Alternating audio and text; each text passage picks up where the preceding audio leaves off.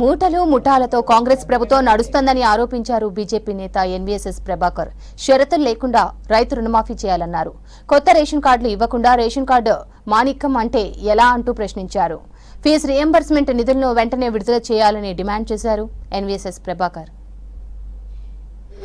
రాష్ట్ర ప్రభుత్వం అసలు పని చేస్తుందా అనేది పెద్ద ప్రశ్నగా ఈరోజు ప్రజల ముందు మిగిలింది. 19 లక్షల మంది విద్యార్థుల యొక్క సర్టిఫికెట్లు ఇంకా కళాశాలలోనే ఉన్నాయి. ఫీజు రింబర్స్మెంట్ మేము చెల్లించేస్తున్నాము అని చెప్పడం వాళ్ళకి పరిపాటి అయిపోయింది. ముఖ్యమంత్రి నుంచి మొదలుపెట్టి సంబంధిత మంత్రితో ఆయనే మళ్ళీ ఇతర మంత్రులు కూడా మాట్లాడుతూ వచ్చారు. ఈ రోజు వరకు కూడా ఫీజు రియంబర్స్మెంట్ అనేది ఇంతవరకు కూడా చెల్లించాలి. ముఖ్యమంత్రి చెల్లిస్తున్నామంటాడు, సంబంధిత మంత్రి చెల్లిస్తున్నామంటాడు, ప్రతిసారి ఇదే మాట మాట్లాడుతున్నారు. శాసనసభ గత సమావేశాల సమయంలో కూడా ఫీజు రియంబర్స్మెంట్ త్వరలోనే చెల్లించబోతున్నాము.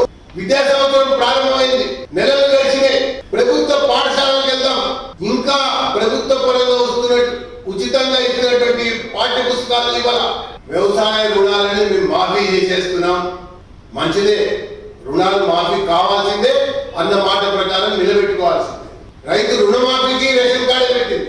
ప్రభుత్వం యొక్క ప్రయారిటీ ఏముండాలి?